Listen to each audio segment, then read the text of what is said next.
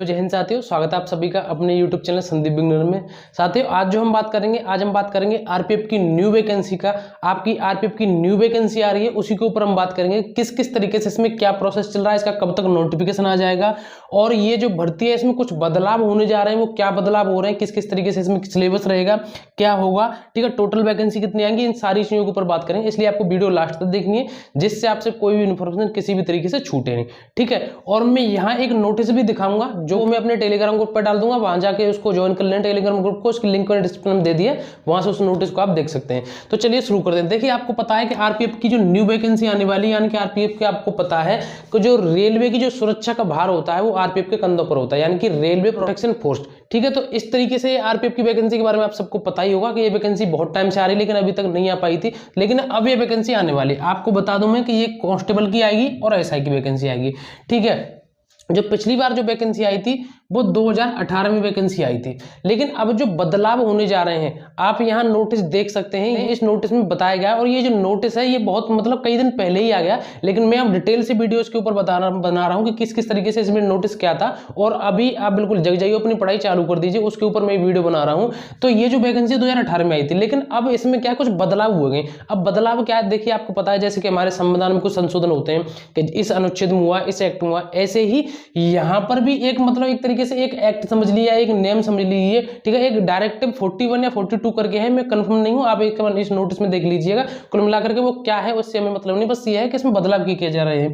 तो उसके मतलब उसके अंडर ही ये भर्ती का जो प्रोसेस पूरा होता है उसी के तरीके से होता है। अब इसमें क्या है कि 2018 में पिछली वाली वैकेंसी हुई थी, उसमें आपका जो एग्जाम हुआ था वो यानी कि जो सारा प्रोसेस था वो आरपीएफ ने कराया था। लेकिन इसमें अब जो बदलाव हो रहा है अब वो ये है कि इस बार जो एग्जाम कराएगी वो आरआरबी कराएगी, ठीक है, आरआरबी कराएगी। और उसके बाद जो फिजिकल होगा, ठीक है, उसके बाद जो फिजिकल होंगे plus medical, physical plus medical ये कराएगी आपकी आरपीएफ, ठीक है। तो ये बदलाव हो रहे हैं इसमें, और इसके लिए जो भी इसके बोर्ड हैं उन्होंने तैयारी चालू कर दी है। और इसकी जो लास्ट डेट थी वो 16 से 17 अक्टूबर थी कि जब तक ये कंप्लीट हो जाना चाहिए। इसका प्रोसेस मतलब किस किस तरीके से क्या होना चाहिए, और वो उम्मीद करते हैं कि वो हो गया होगा अब तक, ठीक है। तो इस तरीके से इतने बदलाव हो रहे हैं।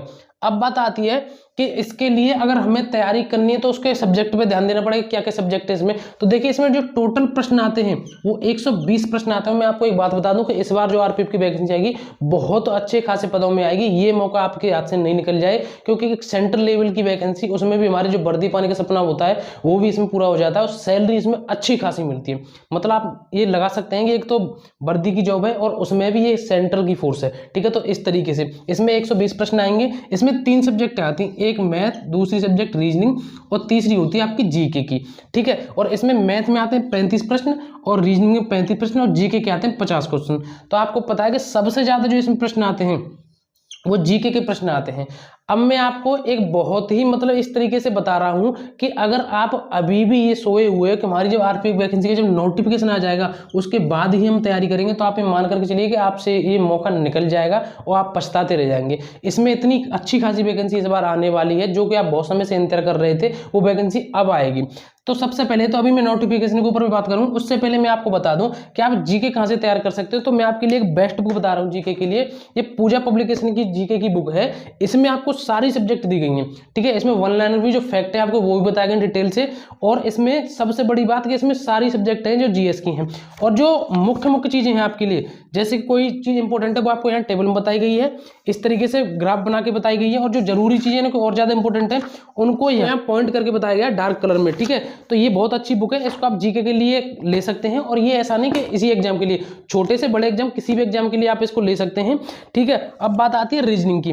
तो देखिए रीजनिंग के लिए भी पूजा पब्लिकेशन की बुक है, और इसमें सबसे बड़ी बात यह है कि इसमें टोटल यानी कि जितने भी चैप्टर दिए हैं वो एक शॉर्ट फॉर्म में दिए हैं, यानी कि जो मतलब जो बेकार की चीजें बार बार डिटेल बढ़ा करके जो चैप्टर बड़ा हो जाता है वो चीज ऐसा इसमें कुछ नहीं है। और प्रत्येक चैप्टर के बाद इसमें प्रैक्टिस के लिए प्रश्न दिए गए हैं, वो जितने भी प्रश्न दिए गए हैं ना वो पहले आए हुए रेलवे के, एमटीएस के या किसी भी राज्य के, मतलब कुल मिलाकर के वो सारे के सारे पीवाईक्यू देंगे। तो इससे आपकी रीजनिंग अच्छी तरीके से कवर हो जाएगी, क्योंकि आपको पता है कि रीजनिंग के 35 क्वेश्चन हो जाते हैं और जीके में इसमें सबसे ज्यादा पोर्शन ये है 50 क्वेश्चन का। तो ये सभी बुक आप ले सकते हैं, इसकी लिंक मैंने डिस्क्रिप्शन में दे दिया, आप वहां से इन बुक को परचेज कर सकते हैं।